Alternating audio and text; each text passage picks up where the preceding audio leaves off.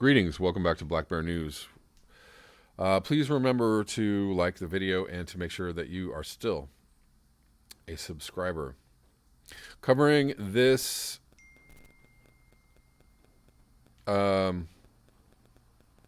article from Euro News from December 7th. That's recent. Marine life threatened as oceans lose oxygen due to climate change. I think, this is one of those articles that's, we've already seen many articles like this already. Kind of just yet another in a long line of reports that, we're going in the wrong direction environmentally. Many species of marine life are being threatened by global warming and nutrient pollution. According to a report released by a conservation group at the UN Climate Change Conference in Madrid. The study, the biggest such survey ever undertaken, found that 700 ocean sites are suffering from low oxygen levels compared to just 45 in the 1960s, the International Union for Conservation of Nature said. We are now seeing increasingly low levels of dissolved oxygen across large areas in the open ocean, said Dan Loffley, a co-editor of the report and a senior advisor in marine science at IUCN. This is perhaps the ultimate wake-up call from the uncontrolled experiment humanity is unleashing on the world's ocean as carbon emissions continue to increase. And, this is something that we have already known has been escalating. The author said such species as tuna, marlin, and sharks are sensitive to low oxygen levels due to the relatively large size and energy demands. The IUCN report also found that these species are being forced into oxygen-rich, shallow waters where they are more vulnerable to overfishing.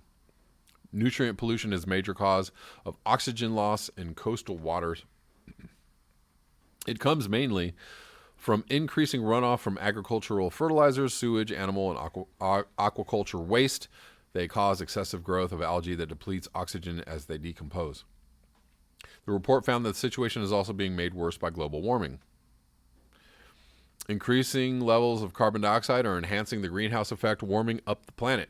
Much of the heat is absorbed by the oceans, but warmer waters hold less oxygen. According to the findings, if the situation does not change, then the oceans are expected to lose 3 to 4% of their oxygen levels by the year 2100, but not sooner. No, not sooner than that.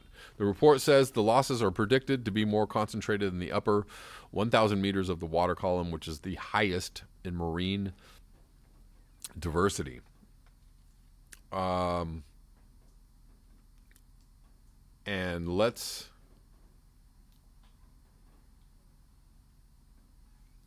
follow this link, shall we?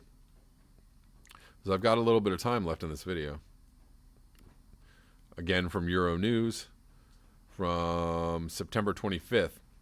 Here's how the IPCC experts think we should tackle rising oceans and melting ice. This should be mildly interesting, if not amusing. The Intergovernmental Panel on Climate Change has released a report with stark warnings on the current and future state of the oceans and cryosphere, the ice that covers the planet Earth. Glaciers are melting, sea levels are rising, and oceans are warming and making them more acidic and less productive. The report warns extreme coastal weather events are becoming more severe.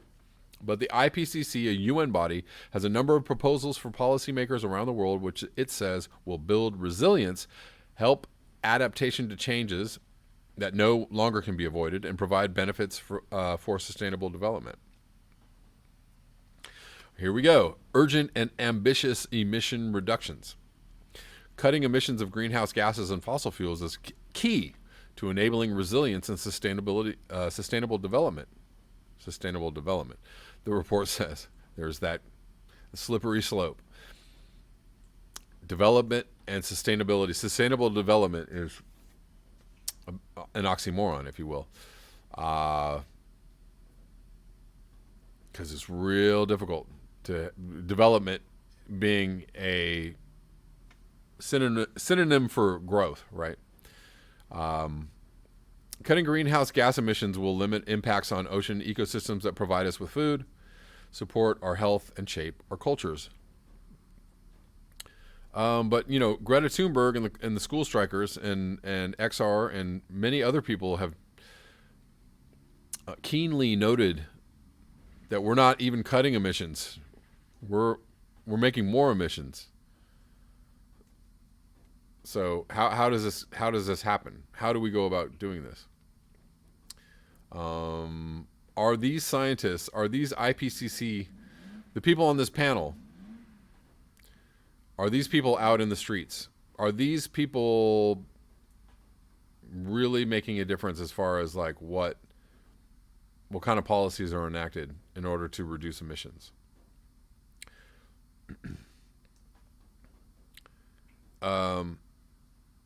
So they go through a list: networks of protected areas, maintain ecosystem services, absorb storage of carbon dioxide, geographic barriers, ecosystem degradation, habitat, and whatever. Anyways, terrestrial and marine habitat restoration. Okay. Strengthening precautionary approaches, restoration of vegetated coastal ecosystems, ocean renewable energy, integrated water management approaches. I'm not even really going to go into the details of these. I'm going to link this article if you guys want to check this out. But I think some of these things could be implemented. How soon could they be implemented? But, let's go back up to the top. Urgent and ambitious emissions reductions. Another thing that they probably are leaving out of this list would be major, massive degrowth in industrial civilization, or a comprehensive plan to deal with overpopulation. Those two things are not listed in here.